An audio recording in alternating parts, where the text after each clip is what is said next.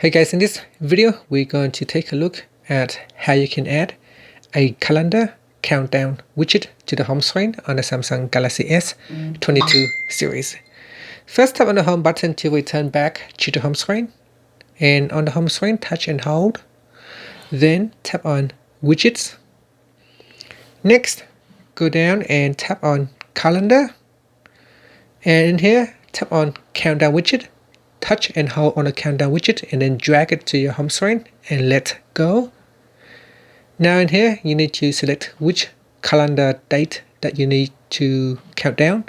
So let's say I have this Bob Smith birthday on the 27th of August, and if I select that, it shows that I have 20 days left, so 25 days left to Smith birthday.